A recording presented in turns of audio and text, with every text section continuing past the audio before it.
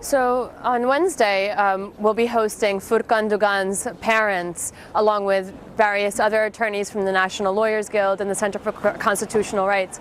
Furkan Dugan was a 19-year-old high school student at the time, a U.S. citizen living in Turkey, and was brutally killed, shot at point blank after he was beaten unconscious while he was on the Mavi Marmara on his way to send aid to Gaza. And this was on Memorial Day of 2010. This was May 31st, 2010. And so we're here to really build a movement that wants to hold the Israeli government accountable and even the American Department of Justice accountable for their own citizen. There has been no attempt to prosecute the Israeli authorities and the Israeli soldiers who had killed Furkan Dugan in cold blood, and it was caught on TV. And so the parents are mobilizing through various communities and meeting with the Department of Justice to try to get some accountability and some type of closure to the brutal murder of their son.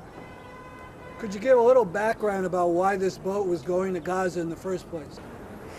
Beginning in January of 2008, the Israeli government had imposed an even more strict closure on the Gaza Strip. There had already been a siege on the Gaza Strip, but after Hamas had won the elections and was not welcomed to be the ruling party in Palestine, the Gaza Strip was besieged and completely cut off from the rest of the world.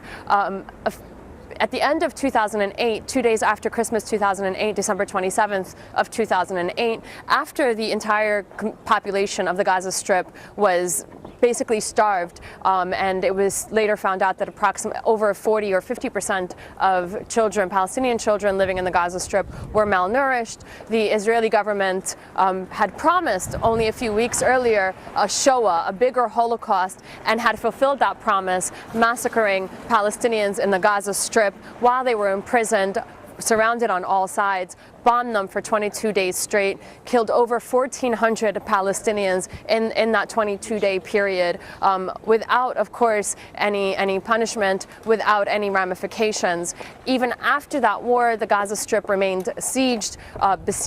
No medical supplies, no food supplies were allowed to enter or to be brought in by the Palestinians. Palestinians living in the Gaza Strip were not allowed to leave. And so there was born this movement in outrage and in solidarity with the Palestinians living in the Gaza Strip to bring supplies, physically break the siege that's imposed on Gaza, and bring in medical, food, and humanitarian supplies into the Gaza Strip in the hope that the international community and their governments would follow thereafter. And so Furkan Dugan was on the Mavi Marmara, one of the largest efforts, one of the largest ships to have been sent out to Gaza to break that siege, when he was killed along with 9 other people on the Mavi Marmara when the ship was stormed by Israeli military. After the Mavi Marmara and the bad publicity Israel received, there was talk that conditions had been eased. So this talk of easing the conditions is a matter of opening the crossing, I think an extra day or two. I believe at this point right now the Rafah crossing is open only approximately 4 days in each month. I don't know if that's the accurate number. There's still the UN agencies, countless NGOs still say that there is widespread malnourishment. The supplies that are coming in are still very meager. It's a matter of a few trucks to feed millions of Palestinians, the entire Gaza Strip, that are coming in each month. And on top of that, those trucks are vetted to see if they are acceptable food products. For example, whether macaroni is going to be allowed in, what types of medical supplies are going to be allowed in. So there has been no easing of the siege on the Gaza Strip since the Mavi Marmara attack. I do want to say this, however, what has happened is that there has been an international movement mobilized by Israeli authorities and their Zionist counterparts in various think tanks across the U.S.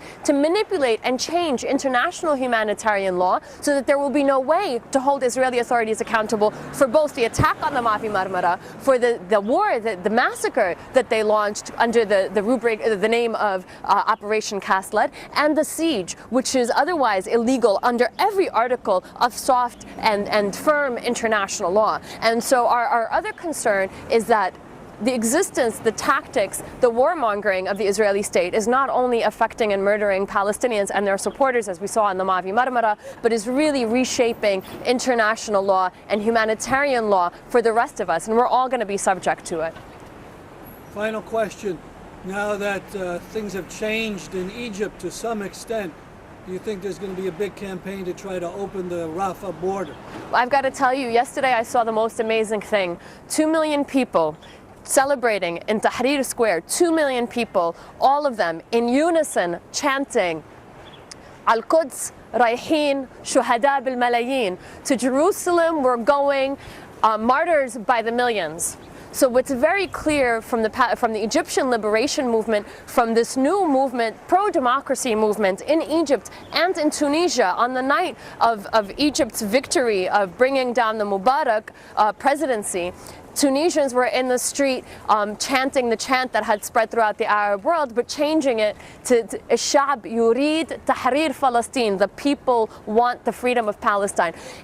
Palestine is an inextricable part of the Arab world. There is something called an Arab people. They are tangible. There is something called an Arab world. Israel has effectively divided that Arab world from itself, not only by physically imposing itself on Palestinian land, but also by embroiling itself in the internal politics of each of the Arab countries, as we saw their involvement with the Maronite population in Lebanon, with the southern Sudanese militias in Sudan, with the other minorities in the Arab countries, to kind of divide and conquer the Arab world, to create micro-states that can't challenge the Israeli occupation. What we're seeing now is that this is failing, and the Arab people en masse, and even the minorities living in the Arab world en masse, are calling for the liberation of Palestine. And their agenda is not only internal policy, but also foreign policy. It's not only a domestic agenda, it's a foreign agenda.